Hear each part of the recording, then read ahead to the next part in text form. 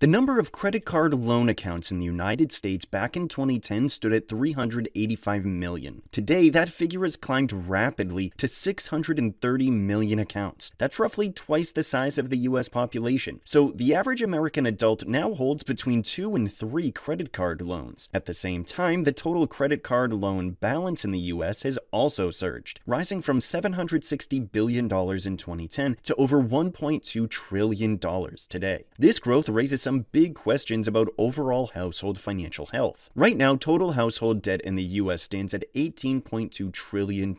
This is nearly 4 times what it was in 2003. And when we dissect the composition of the total household debt balances down to its types, we see that mortgage debt makes up around 70%. Meanwhile, credit card loans, although growing rapidly, currently contribute around 6%. But even though credit card loans represent a very small portion of total outstanding debt, they are often viewed as an indicator of near-term consumer stress. The delinquency rate on credit card loans, which means loans with delayed payments by 90 days or more, has surged from around 8% in 2023 to over 12%. When delinquency rates rise, it means more people are falling behind on their debt obligations. To put that in perspective, these are levels not seen since the depths of the 2008 financial crisis. In fact, this current surge is even higher than what we saw during the COVID recession. When we overlay the delinquency rate of mortgage loans, however, it still looks remarkably healthy. In fact, this is the lowest level we have seen the mortgage loan delinquency rate since prior to the global financial crisis in the first quarter of 2007. That said, some analysts suggest this divergence may not last indefinitely. Mortgage loan delinquencies could begin turning up from here. Most mortgages in the US are fixed rate during the period of the loan. This essentially means people who locked in their mortgage during 2020 or 2021 are still paying low rates, likely below 3%, and their monthly payment hasn't necessarily increased along with the interest rates. In contrast, credit cards have floating interest rates. That means when the Fed raises rates, credit card bills immediately get more expensive. From 2022, interest rates on credit cards have surged from 15% to now around 21%.